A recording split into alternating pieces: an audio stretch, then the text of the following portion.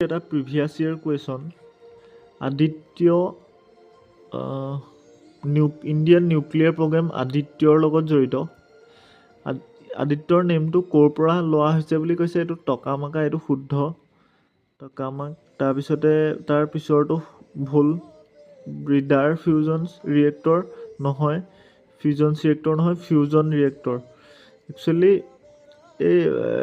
যিটো আদিত্য এইটো এটা ডিভাইচ হয় যিটোৱে ডিজাইন কৰিছিলে টু প্ৰডিউচ কণ্ট্ৰল দ্য